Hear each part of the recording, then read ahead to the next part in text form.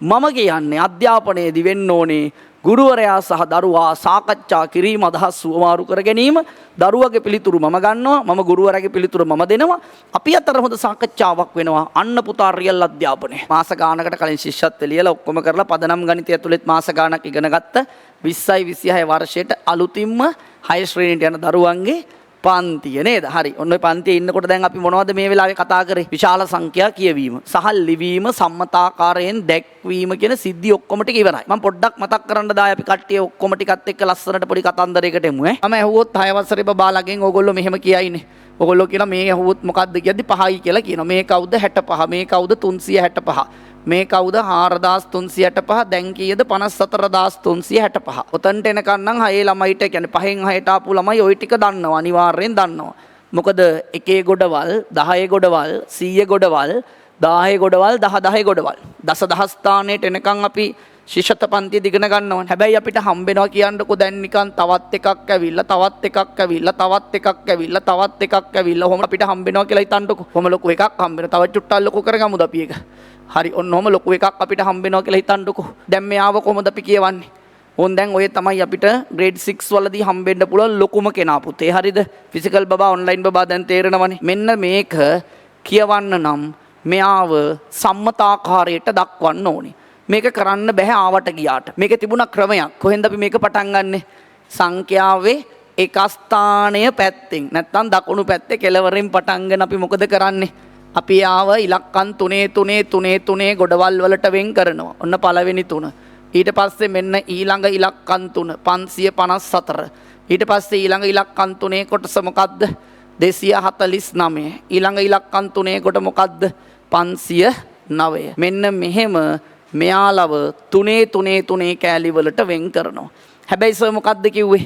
දකුණු පැත්තේ කෙළවරෙන් පටන්ගෙන 3 කොටස් වෙන් කර යනකොට මෙන්න මෙතනදී අන්තිම කෙනාට 3ක් ආවට සමහර විට 3ක් එන්නත් පුළුවන්, 2ක් ඉතුරු වෙන්නත් පුළුවන්, එකකින් අතර වෙන්නත් පුළුවන්. හැබැයි පුතේ 3ක් තිබුණා, එකක් තිබිලා 3ක් තියෙන්න බෑ. තේරුණාද? ඊට පස්සේ මේවට අපි මොකද කිව්වේ? ඔය ඉලක්කම් 3 සෙට් එකකට අපි දුන්න නම මොකද්ද බලන්න කියන්න කට්ටිය? සංඛ්‍යා කලාපයක් කියලා කිව්වා. එතකොට ඒකේ පළවෙනි කලාපේ නම මොකද්ද? ඔන්න ෆිසිකල් එකේ ළමයි කියන්න. පළවෙනි එක මොකද්ද? ඒකක කලාපය. ඔන්ලයින් එකේ කට්ටියත් උත්තර දෙනවා. මේක මොන කලාපේද? දහස් කලාපය. අපේ ඔන්ලයින් එකත් කතා කර උත්තර ලියන පන්තියක්. දහස් කලාපයට පස්සේ මේක මොකක්ද? මිලියන කලාපය. ඊට පස්සේ ඊළඟ එක්කෙනා මොකක්ද? මේක මොකක්ද? බිලියන. ඔයාලට කියන්න පැටියෝ බිලියන කලාපෙට පස්සෙත් එකක් තියෙනවා.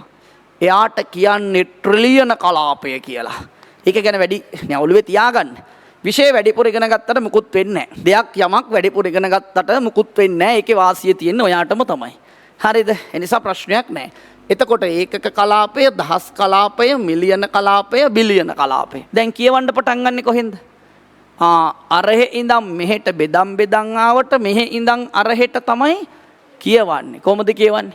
509 කලාපේ නම බිලියන 509 බිලියන 249 මිලියන 554,365යි. ජය වේවා. මගේ ඔන්ලයින් එකේ ළමයින්ටත් පුළුවන්, ෆිසිකල් එකේ ළමයිටත් වැඩේ පුළුවන්. ඔන්ලයින් කියලා නෑ අපි මයික් ඕෆ් කරන, කැමරා ඕෆ් කරන සෙල්ලන්නේ. අපි ආව වැඩේ කරලා ලස්සනට නැද්ද පුතා? හරි ඔන්න වැඩේ එක කොටසක් ඉවරයි. එතකොට මෙහෙම වුණොත් මොකද කරන්නේ? මෙහෙම වුණොත් අපි හිතමු අපිට කෙනෙක් හම්බෙනවා තව 3.000 තිබිලා 0.5. කොහොම තියෙනවා? කොහොමද 5? දැන් මෙයාව කොහොමද සම්මතාකාරයට දාන්නේ? පටස් ගාලා විතර දාමු. පළවෙනි එකට එන්නේ 5.2යි. ඒ කියන්නේ ඕන් ওই ටික ඉවරයි. ආයෙතුරු වෙන්නේ මේ බින්දු 3. බින්දු. එතකොට ඉවර වෙන්නේ මෙන්න මේ 3. ඊට පස්සේ ඉතුරු වෙන්නේ 3.3. එතකොට මේක මොන කලාපෙද? ඒකක කලාපය. මේක මොන කලාපෙද? දහස් කලාපය. මේක මොන කලාපෙද? මිලියන කලාපය. සර් ඔයා දැන් බිලියන කලාපයක් ගැන කිව්වනේ කලින්. සර් මේකේ නෑනේ. දැන් හැම එකේම ඔය ඔක්කොම තියෙන්න ඕනද? සමහර සංඛ්‍යා මේකේ තිබුණේ ඉලක්කම් ගානේ හැටියට ඕකේ තිබුණේ ඒකක දහස් මිලියන විතරයි. නැද්ද? මම කියන්නේ අධ්‍යාපනයේදී වෙන්න ඕනේ ගුරුවරයා සහ දරුවා සාකච්ඡා කිරීම අදහස් සුවමාරු කර ගැනීම. දරුවගේ පිළිතුරු මම ගන්නවා, මම ගුරුවරයාගේ පිළිතුරු මම දෙනවා. අපි අතර හොඳ සාකච්ඡාවක් වෙනවා. අන්න පුතා රියල් අධ්‍යාපනය. මම කියන ඔක්කොම ටික උඹලා අහගෙන ඉඳලා ගෙදර යනවා නම් එතන අධ්‍යාපනයක් සිද්ධ වෙන්නේ නැහැ. මගේ අදහස ඒක. මා නුඹෙන් ප්‍රශ්න කළ යුතුයි. නුඹට නොතේරෙන සියල්ල මගෙන් ඇසිය යුතුයි. මා අසන ප්‍රශ්නවලට ඔබ දන්නා පිළිතුර හරි හෝ වැරදි එම පිළිතුර මට දිය යුතුයි. ඒ හරිනම් මා සතුටු වන අතර වැරදුනා නම් මම එය නිවැරදි කිරීම මගේ වගකීම. හැබැයි ඔයා උත්තර හංගන් ඉඳලා ගිහිල්ලා විභාගයට ලිව්වට පස්සේ ඒක වරද්දගෙන වැඩක් නැහැ. හරි දැන් එතකොට මේකෙන්නේ 300 මිලියන කෝ අපදහස් කලාපයක් නැහැ. නැත්තම් ඉතින් නිකන් එන්න. 0.10 කියලා කියනවද? නෑ. ඊට පස්සේ මොකද කරන්නේ? 5. 300 මිලියන 5. 300 මිලියන 5. මොනවද කලාප ටික පිළිවෙලට එන්නේ? ඒකක දහස් මිලියන බිලියන. කලාපයකට ඉලක්කම් කීයද? 3යි. අන්තිමයකට ඉලක්කම් එකක් තියෙන්නත් පුළුවන්, දෙකක් තියෙන්නත් පුළුවන්, තුනක් තියෙන්නත් පුළුවන්. හැබැයි මැද පටන් ගත්ත තැන ඉඳලා අන්තිමකට කලින් එකට එනකන් ඔක්කොටම 3 ඒවා තියෙන්න ඕනේ. සිද්ධිය තේරුණාද?